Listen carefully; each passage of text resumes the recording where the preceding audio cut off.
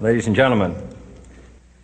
The very word secrecy is repugnant in a free and open society, and we are, as a people, inherently and historically opposed to secret societies, to secret oaths, and to secret proceedings. We decided long ago that the dangers of excessive and unwarranted concealment of pertinent facts far outweighed the dangers which are cited to justify it. Even today, there is little value in opposing the threat of a closed society by imitating its arbitrary restrictions. Even today, there is little value in ensuring the survival of our nation if our traditions do not survive with it. And there is very grave danger that an announced need for increased security will be seized upon by those anxious to expand its meaning to the very limits of official censorship and concealment. That I do not intend to permit to the extent that it's in my control. And no official of my administration, whether his rank is high or low, civilian or military, should interpret my words here tonight as an excuse to censor the news, to stifle dissent, to cover up our mistakes, or to withhold from the press and the public the facts they deserve to know.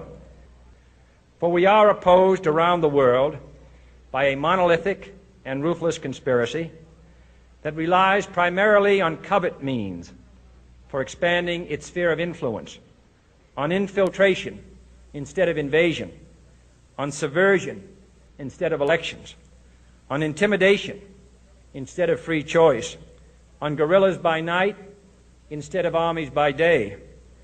It is a system which has conscripted vast human and material resources into the building of a tightly knit, highly efficient machine that combines military, diplomatic, intelligence, economic, scientific, and political operations.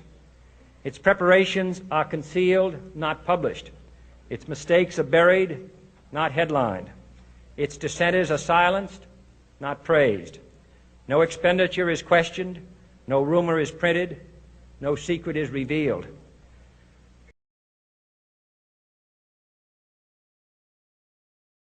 I guess if nobody else is going to say it, I will. Mr. Pete Hegseth, I'm speaking to you as a mother with 2 teenage daughters. And I want to say this as clearly and loudly as possible. Keep going, sir. Do not let off that gas. Keep standing 10 toes down against these drug traffickers who are flooding our country with fentanyl. Because knowing that there is finally somebody who is willing to stop that poison from coming into this country lets this mama breathe just a little bit easier. Because while these bleeding hearts are crying online about criminals being stopped, tens and thousands of Americans are dying from overdoses. 70 to 75% of those deaths involve fentanyl. And let's stop lying about who's paying the price. It's our teenagers. It's our young adults.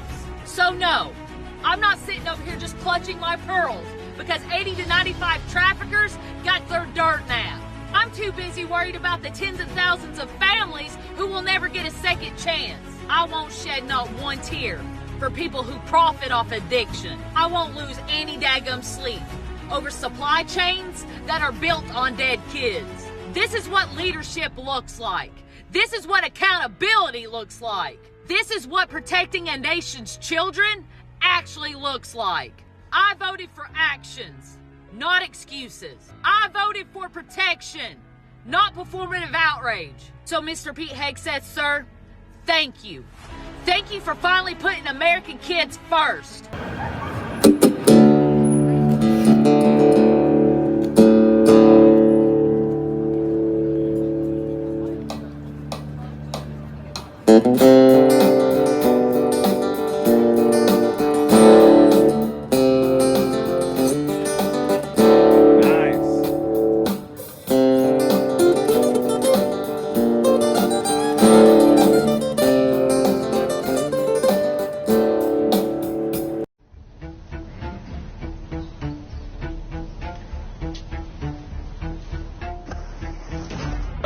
Attorney General Garland, you said in our last exchange that it's your practice to defer to FBI agents in the field.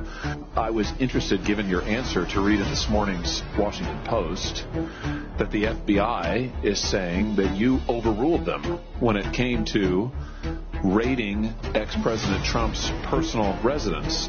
Washington Post reports this morning, showdown before the raid, that senior FBI officials who would be in charge of leading the search resisted doing so as too combative. These field agents wanted to shutter the criminal investigation altogether, but they were overruled by Maine DOJ. I've skimmed that article. That's not an accurate reflection of what the article says, and I'm not able to comment on the investigation.